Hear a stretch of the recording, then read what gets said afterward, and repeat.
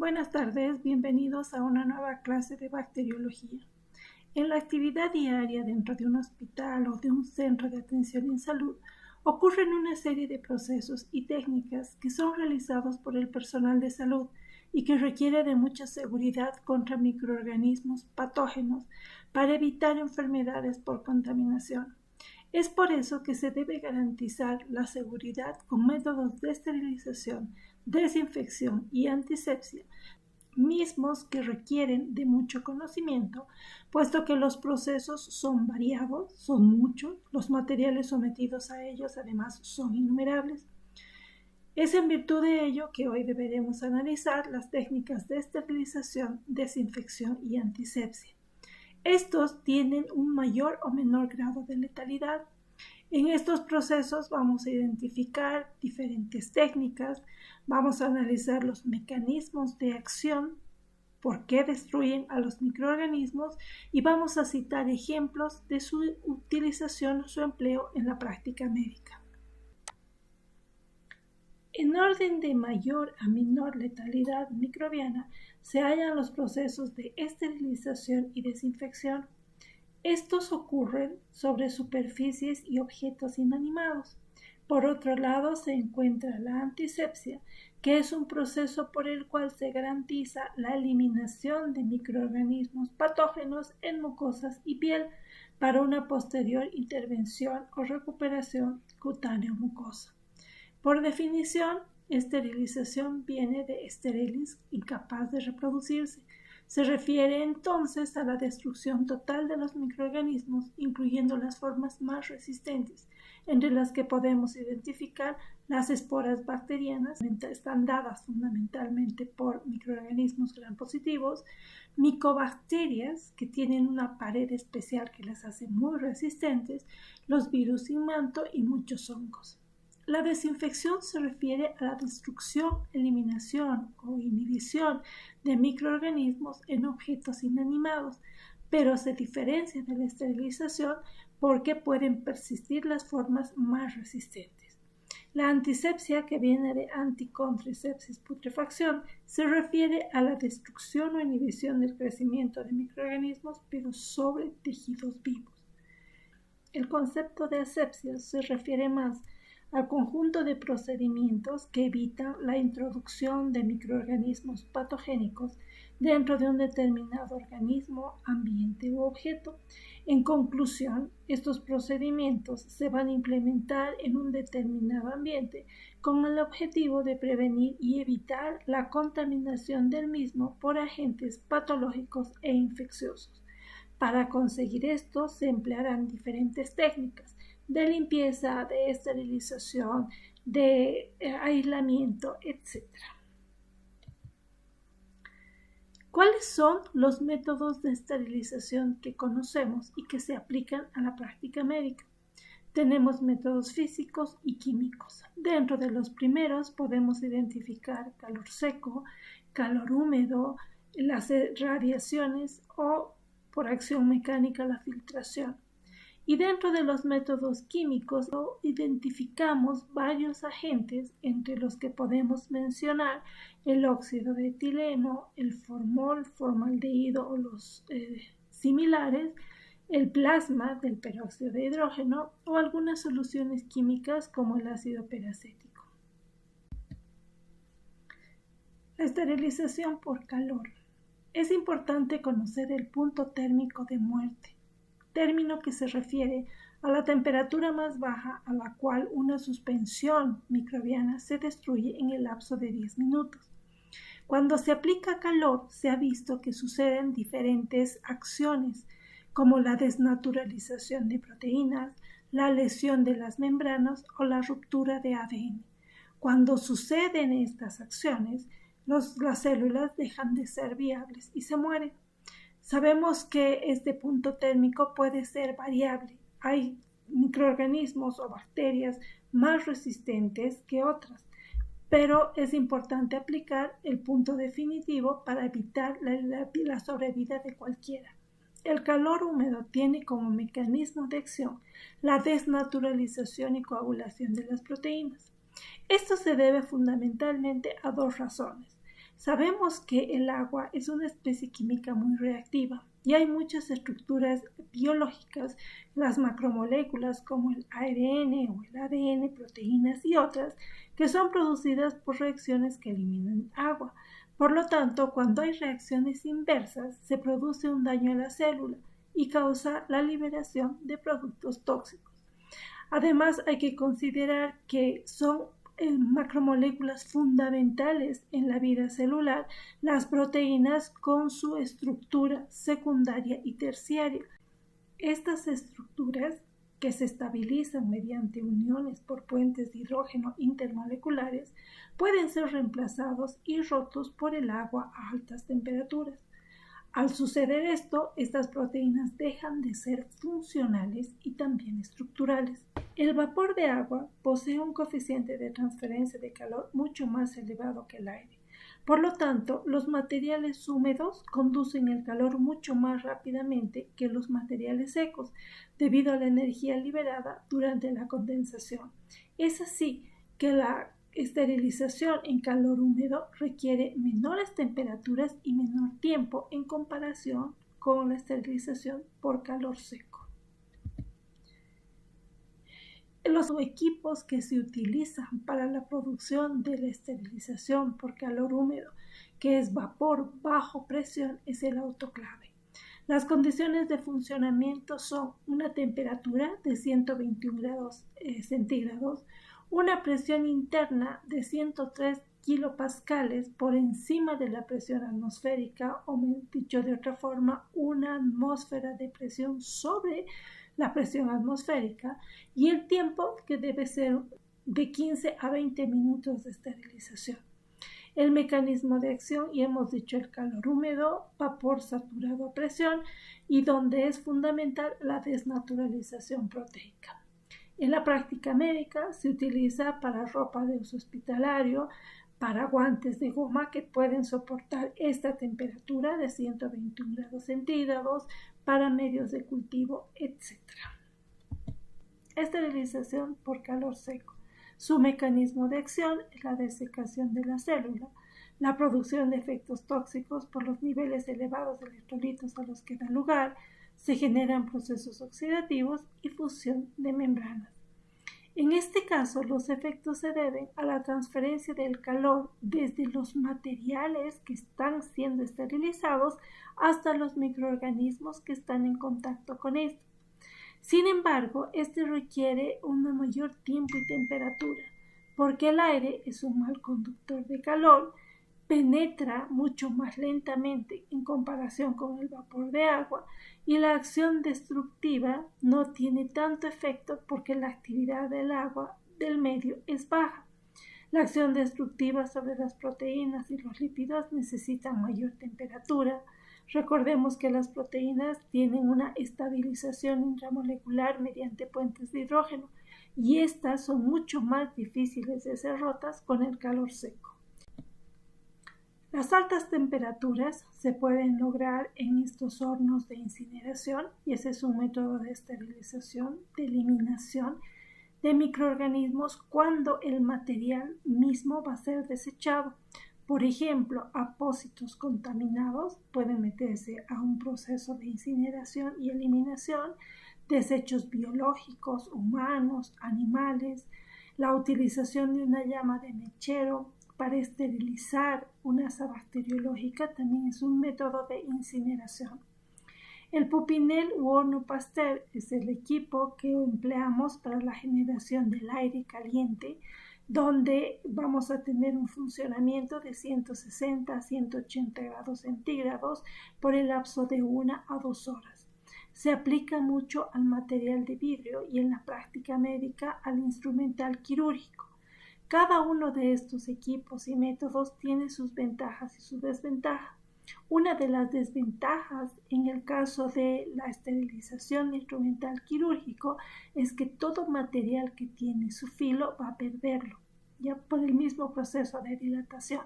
Sin embargo, se recomienda este método versus la esterilización por el autoclave, porque con mayor vapor o con mayor concentración de agua, el material de metálico tiende a corroerse en el tiempo.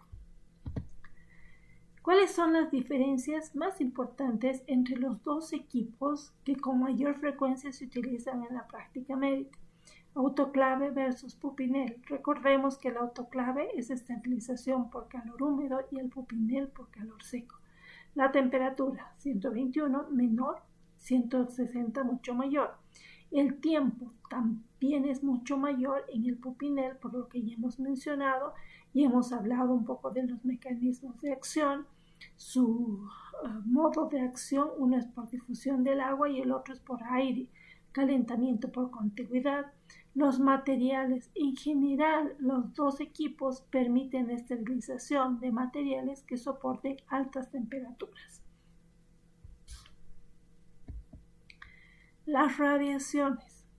Sabemos que hay una gama de radiaciones dependiendo mucho de su longitud de onda. Podemos diferenciar los de alta y los de baja energía. Los de alta energía son los que suelen ser utilizados como agentes esterilizantes debido a la actividad antimicrobiana que tienen. Vamos a diferenciar entonces la capacidad de esterilización por el tipo de radiación. Es importante considerar el tiempo de exposición y la dosis. Considerando estas tres variables, estas se pueden utilizar como principio de esterilización de materiales. Las radiaciones ionizantes. Estas son las de alta energía. Se caracterizan porque tienen una baja longitud de onda, tienen un buen grado de penetración, son capaces de ionizar átomos y moléculas. Como mecanismo de acción, básicamente producen iones y radicales libres que van a alterar a las bases de los ácidos nucleicos, van a alterar la estructura proteica y lipídica y por lo tanto van a alterar componentes que son esenciales para que los microorganismos puedan vivir. Cuando se hace la esterilización bajo estas condiciones, no requieren altas temperaturas. Podemos identificar rayos gamma, los rayos catódicos y las partículas beta.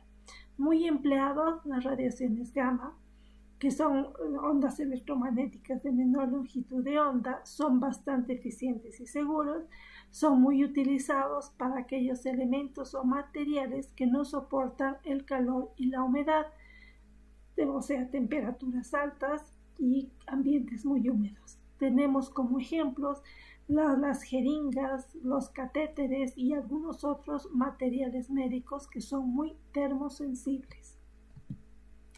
Las radiaciones ultravioleta son producidas artificialmente, están en un espectro de 250 nanómetros de longitud de onda. Su principal mecanismo de acción es la alteración de la información genética, o sea, de las moléculas de ADN.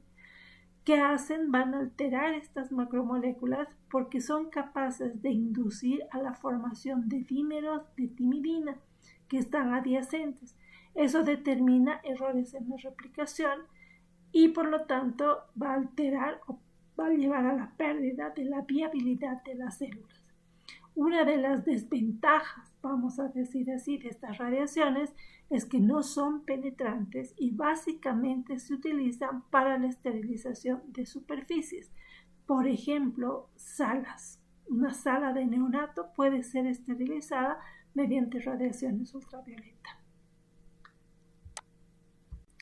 Otro método de esterilización es la filtración.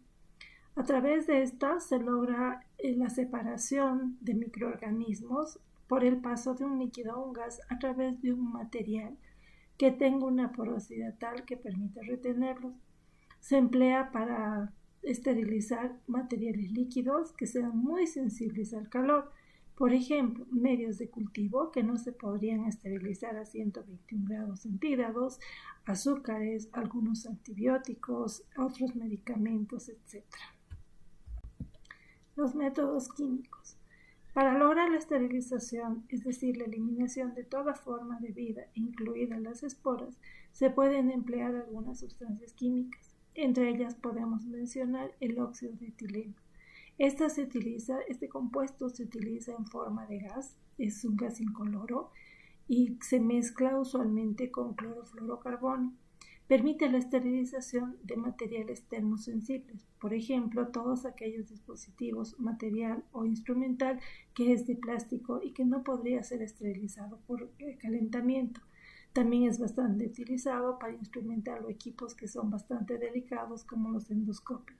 Su mecanismo de acción es el alquilar, o sea, lograr la alquilación de los grupos hidroxilo, carboxilo, amino y sulfidilo terminales de las proteínas. Por lo tanto, van a interferir con el metabolismo proteico normal y en los procesos reproductivos de los microorganismos. Este proceso de esterilización requiere equipos especiales en los que este compuesto, esta sustancia química, pasa al estado gaseoso. El otro que podemos mencionar como un esterilizador químico es el gas plasma. Este se obtiene a partir de un principio que es el peróxido de hidrógeno, pero que va a pasar a un estado diferente. Y eso se logra gracias a la aplicación de energía de frecuencias como los microondas o el radio. Y al pasar a este estado de plasma se convierte en un gas oxidante, que es el que va a tener el principio de actividad como sustancia esterilizante.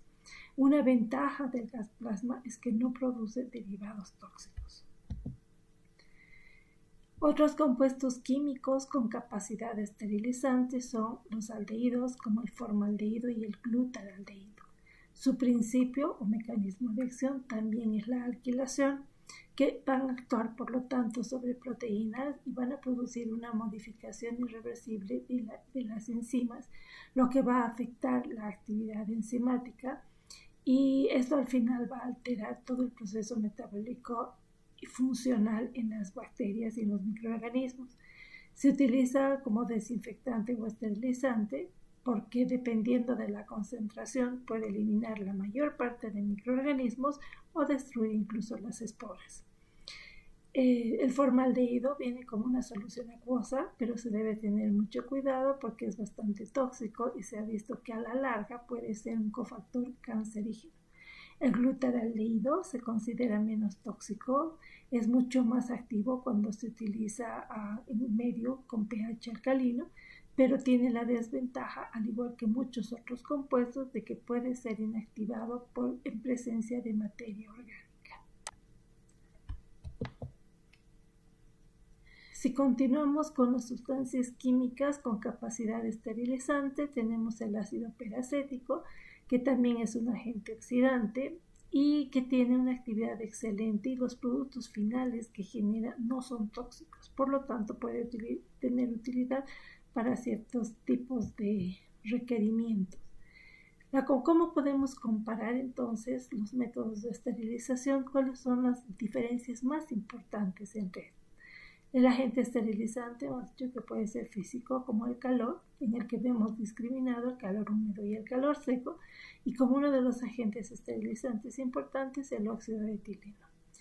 La primera diferencia que podemos mencionar es que los esterilizantes por calor, como dice su nombre, van a permitir la eliminación de los microorganismos a temperaturas elevadas. Esa ventaja tiene el óxido de etileno, que en esas cámaras, cuando se introduce el gas, se puede esterilizar el material en frío, o sea, a una temperatura que no afectaría el material de los instrumentos o dispositivos termosensibles. El tiempo también es variable. Ya hemos visto que cuando trabajamos con vapor de agua y a sobrepresión, por ejemplo en un autoclave, la esterilización va a ser alrededor de 15, máximo 30 minutos. En el caso del calor seco en un horno de Pasteur, también hemos visto que la temperatura es mucho más alta y el tiempo más prolongado. Estamos hablando de 30 a 120 minutos, y cada uno de estos tiene una indicación específica dependiendo de la naturaleza del material que queremos esterilizar. El óxido de etileno requiere más tiempo. Estamos hablando, dependiendo de la temperatura, entre 2 horas a 5 y media horas aproximadamente, pero tiene esa ventaja de que nos permite esterilizar materiales plásticos, goma. Ahora, los métodos de esterilización van a tener una efectividad dependiendo de 3 elementos, como son la concentración, el tiempo de actividad y la temperatura. se debe evaluar estas tres variables para lograr la mayor efectividad en el proceso de esterilización, cualquiera que sea el método que se emplee. Para poder lograr verificar la calidad de esterilización, se ha visto que deberíamos realizar los controles del proceso. Se pueden utilizar como métodos de control de calidad de la esterilización estos tres: un indicador físico, un indicador químico, un indicador biológico. Indicador físico es que controlemos en los equipos que utilizamos las variables como temperatura, presión e incluso tiempo.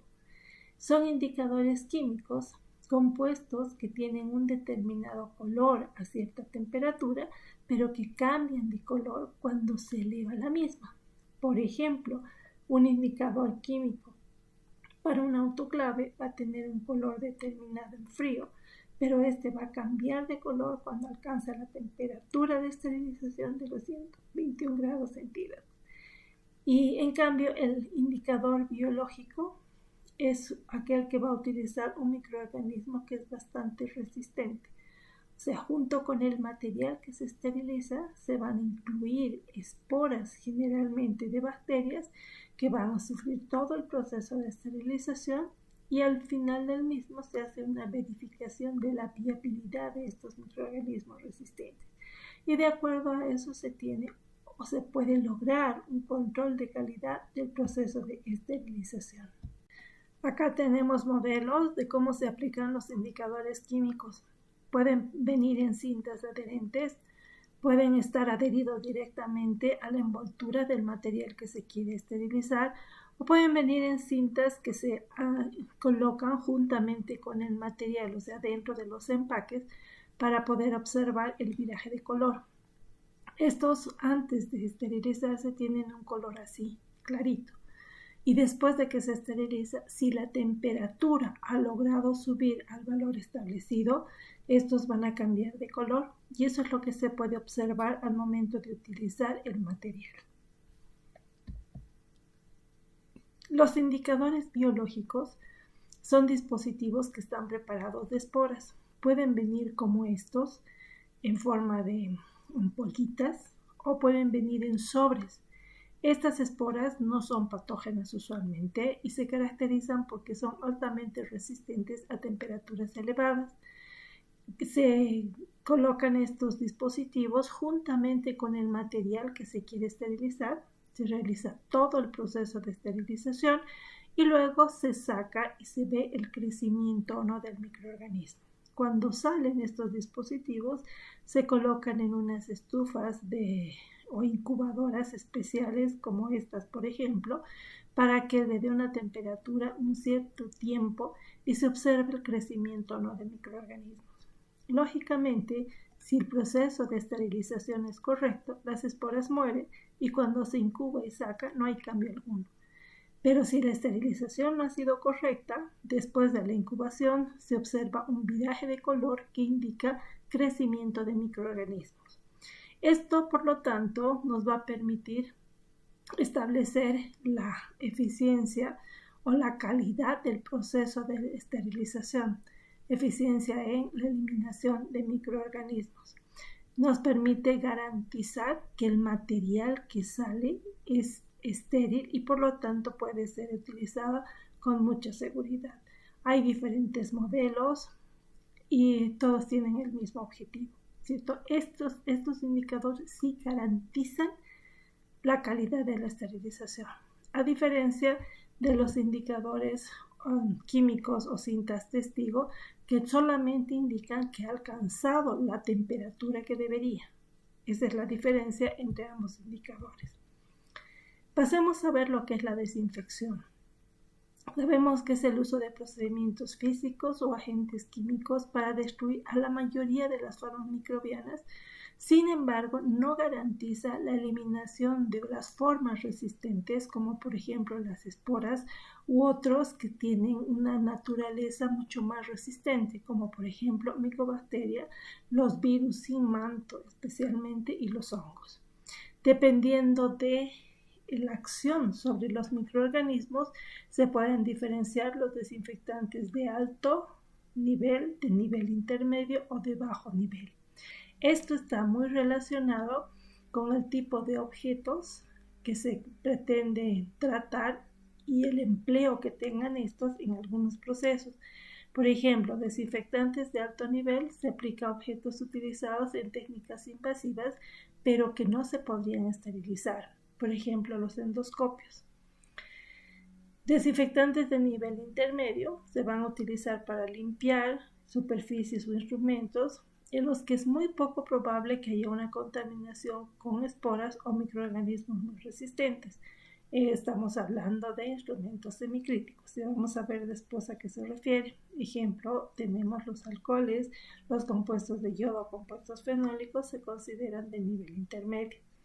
Y existen otros compuestos como los de amonio cuaternario que son de bajo nivel y se usa básicamente para tratar instrumentos o dispositivos que no son críticos. Los desinfectantes pueden actuar, pero la efectividad de los mismos va a depender de determinadas variables. Por ejemplo, tipo de agente microbiano sobre el que vaya a actuar, el tiempo de contacto, la curva de muerte del agente infeccioso, la temperatura a la que actúan estos compuestos, la concentración del desinfectante, el pH en medio del cual tiene que ejercer su acción, cuál es la forma de que está preparado o la formulación y la interferencia con sustancias que podrían estar en el medio y que pueden actuar como barrera. Por ejemplo, muchos de los desinfectantes van a disminuir su efectividad o su acción en presencia de materia orgánica. Para poder evaluar la capacidad de estos compuestos químicos como los desinfectantes o ya vamos a ver los antisépticos, se van a emplear criterios como su capacidad de eliminar bacterias en general, bacterias que son más resistentes por la naturaleza de su pared como las micobacterias, las formas de resistencia como son las esporas, los hongos y los virus. Y en función a esto vamos a tener una clasificación y que va a servir también para ver cuál es la utilidad en determinada situación. Ejemplos de desinfectantes. Tenemos los compuestos de cloro. Es posible identificar tres formas de cloro en el agua. El cloro elemental, que es un potente agente oxidante, el ácido hipocloroso y el ion de hipoclorito. El mecanismo de acción de los compuestos clorados es que actúan sobre las proteínas y los ácidos nucleicos de los microorganismos. Tienen la capacidad de oxidar los grupos sulfidrilo y atacan a los grupos amino, indoles y al fenol de la tirosina. Al modificar químicamente estas macromoléculas, los microorganismos terminan siendo inviables. El producto que mejor se conoce es el hipoclorito de sodio, conocido comúnmente como lavandina. Este es activo sobre todas las bacterias y además puede actuar a diferentes temperaturas, en un rango determinado de temperaturas. La actividad bactericida del hipoclorito de sodio se debe al ácido hipocloroso y al cloro, que son las formas que se generan cuando el hipoclorito es diluido en agua. La actividad germicida del ion hipocloroso es muy reducida porque es difícil que penetre dentro de la célula debido a la barrera semipermeable de la membrana citoplasmática. Pero el ácido hipocloroso, que es neutro, puede entrar mucho más fácilmente y más el cloro que ingresa como gas. Las características de efectividad o la efectividad de estos compuestos va a variar, como decíamos, de las condiciones, como por ejemplo el pH del medio, porque sabemos que su eficacia es inversamente proporcional al pH y es directamente proporcional a su concentración. Y al igual que muchos otros compuestos, su eficacia va a disminuir en presencia de materia orgánica y además de detergentes alcalinos. Los compuestos fenólicos. Generalmente estos se utilizan como un patrón para poder comparar la actividad de otros compuestos germicidas. El mecanismo de acción contra los microorganismos es que tienen la capacidad de desorganizar todas las membranas de naturaleza lipídica. Una ventaja que tienen es su capacidad de actuar sobre Mycobacterium tuberculosis y además que pueden modificar su actividad y aumentarla por halogenación. Dentro de ellos vamos a nombrar los bisfenoles, que se trata de dos compuestos fenólicos unidos entre sí. Luego tenemos los compuestos de amonio cuaternario, ejemplo, cloruro de benzalconio y cloruro de cetilpiridinio. Estos químicamente son 4 grupos orgánicos unidos covalentemente al nitrógeno. No tienen acción sobre Mycobacterium tuberculosis ni pseudomonas y tampoco sobre las esporas. Su mecanismo de acción también es desnaturalizar las membranas celulares. Los alcoholes, etanol y isopropanol, son los que más se utilizan. Estos tienen acción sobre las formas vegetativas, también sobre Mycobacterium, algunos hongos y los virus envueltos o con manto. La mayor efectividad o la mayor actividad del alcohol se da en una concentración que va del 50 al 70%. Lo más común es que se emplee al 70% de concentración. Su mecanismo de acción, ¿cuál es? Pueden lesionar la membrana celular de los microorganismos porque tienen una acción sobre la estructura lipídica, pero fundamentalmente por su capacidad de desnaturalizar las proteínas celulares. Además que tienen la capacidad de disminuir la tensión interfacial, lo que favorece su acción antimicrobiana. Aquí tenemos una lista de los métodos que se consideran de desinfección. El calor húmedo, cuando es a ebullición 75-100 grados centígrados durante 30 minutos, es un método de desinfección alto, pero no es esterilización, o sea que el proceso de ebullición no es esterilización, sino desinfección de alto nivel.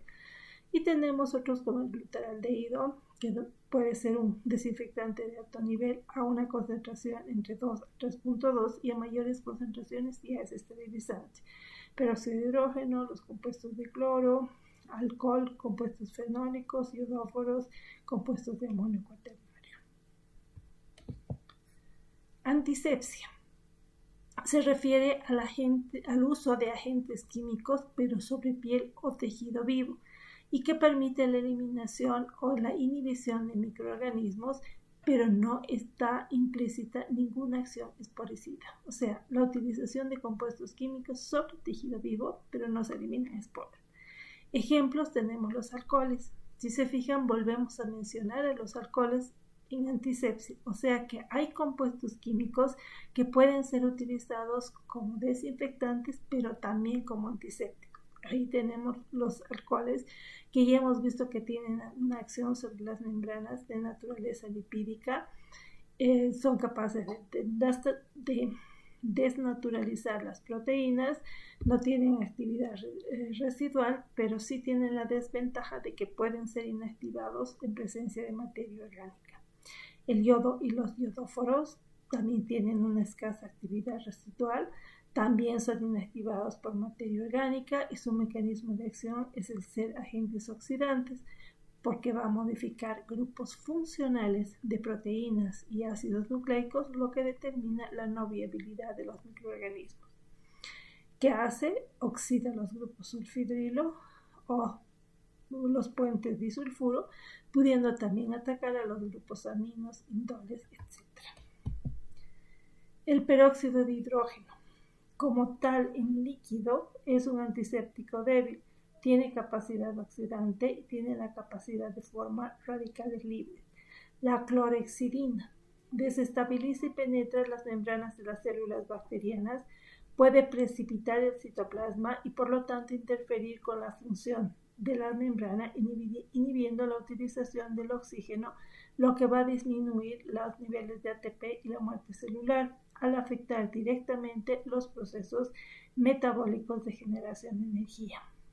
También tiene una disminución en cuanto a la actividad en presencia de materia orgánica y en concentraciones de pH elevados.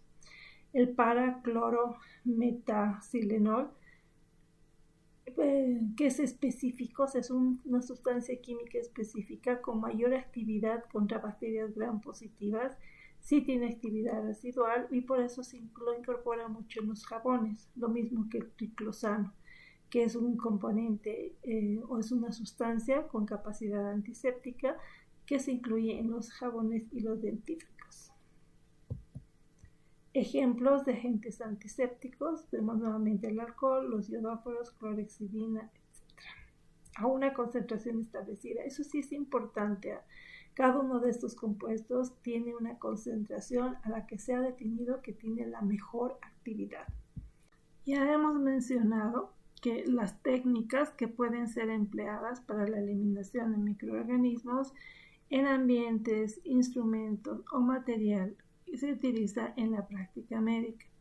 En 1957, Spalding propuso una clasificación de los materiales que van a ser utilizados en la práctica médica y que tienen que pasar por un proceso de esterilización o desinfección.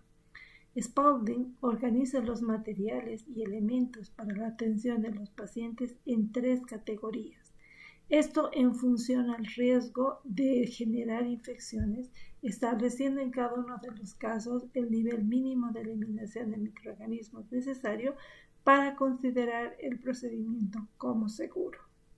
Según Spalding, haciendo un análisis de todos los materiales que se utilizan en la práctica médica, podemos diferenciar 3: nivel no crítico, semicrítico y crítico.